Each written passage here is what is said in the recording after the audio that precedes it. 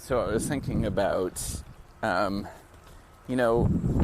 what makes different businesses attractive. There is a lot.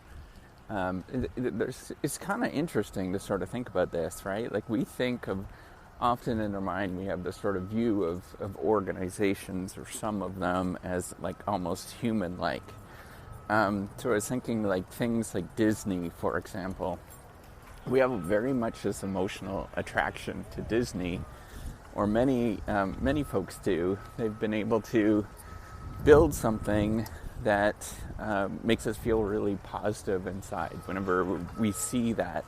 And it's really just a group of people coming together to create sort of animation or just drawings that didn't exist before. It's kind of an interesting phenomenon, right? There's a lot of artists around the world that do basically the same thing, but they weren't able to create this very much this emotional feeling of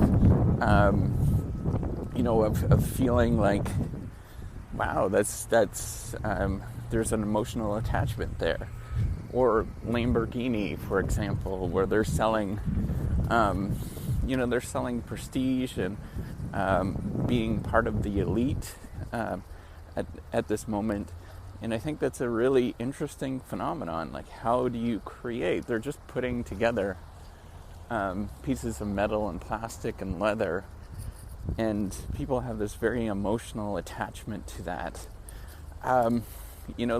There's other things, right? Like lots of anything that there is sort of an attachment based on real humans' emotions or desires. And I always find that really fascinating when you're thinking about how does an organization create that, create that feeling of a lot of emotions, or a lot of human emotions that seem almost impossible to do when you just are putting together, just physical objects in this world, and rules and procedures and things like that. And honestly, I think that is what creates great organizations, where we have this very much this emotional feeling behind them, in terms of what they represent and what they're doing, right? So if I say the United Nations, many of us think about, world peace, for example. That's an interesting phenomenon to think about that.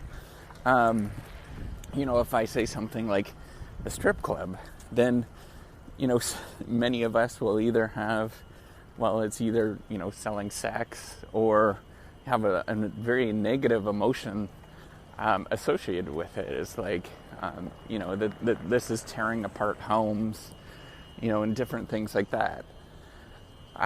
And we have to sort of think about how organizations tend to do that, and what it actually means to create these emotional feelings, where we have almost like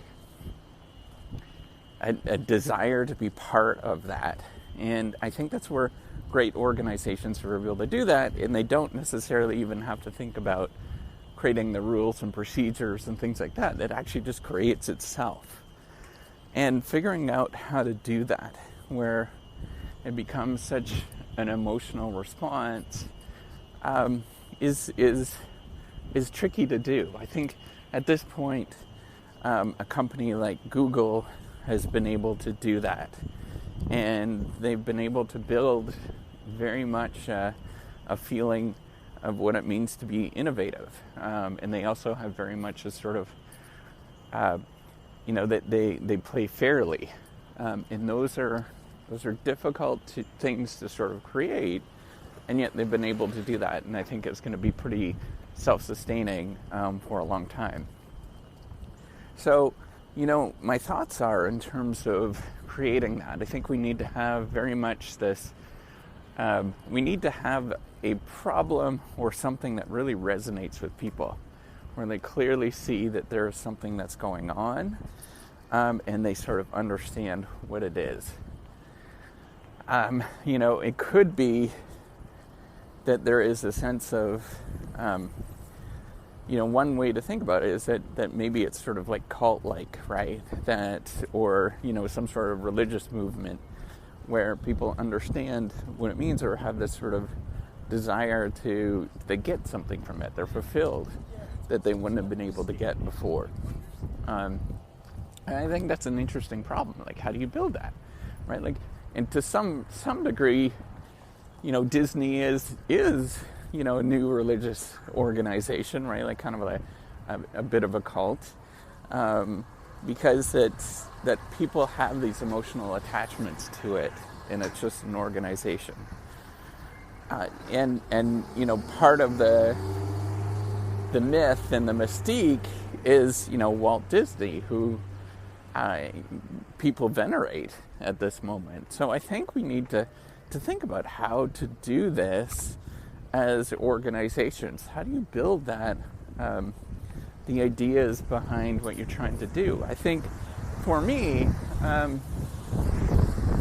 terms of building the R3ciprocity Project, for me, what I'm trying to do is, build an innovation, make work fun again, really think about how do we create creative fixes to sort of mundane things that we actually have, such that we spend so much time at work, and a lot of it is not fun. And so can we do things, can we build, tools and applications to make it fun, and also give, hope to a lot of people that are out there in terms of, building something that sort of levels the playing field in education and research. So that's part of it. But I see like this can become a lot bigger of a thing where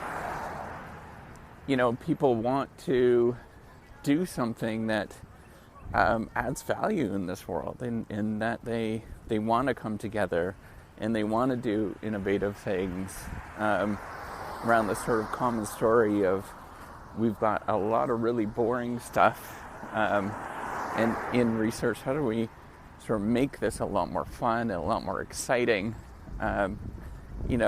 make it so it's not necessarily this tedious thing, but then also reward people, to do work and make it make it a really fun experience, right? Like I think we could turn this around and think about how we can make it just an enjoyable process. We don't have to be, it doesn't have to be an upsetting process all the time. And I think that's an interesting, for me, I think that's an interesting way to, change our current environment, and really start thinking about, how do we build innovative things that, that we can incrementally build innovative things so we can really get to the point of, hey, the things that I do every day are really tedious, but if I get, other tools that make it fun, I'm going to be more willing to do that. I think that's the way I view it, and I hope to build that as part of, culture. And in a lot of ways, I'd like to model after Disney in terms of what they did, because I think that, that there was a lot of benefit there, and we need to really think about this. How can we create these organizations that people are that they get a lot of joy from it, and that they feel like, one of the things that's hard in the whole, research game or just education is that many people just feel like they're not good enough, or they're alone, and all those kind of things. How can we build a community around feeling better, and having just knowing that you're not alone, knowing that you're not crazy in any sort of way, and that you're a decent human being. I think we could really do a lot there, and that's where I would love to build. I see this going, and again, this is one man's dream, basically, right? And it's a slow process, and I can only do so much, as I'm building these things out, or we're building these things out. But I really think that there is a real strong desire to have this here, to feel more belongingness at work. I think is super important. So I don't know. Hopefully you get something out of this. And thanks for listening. I appreciate each and every one of you. And hopefully we can make this happen as we continue to go along this journey. All right, take care and have a wonderful day.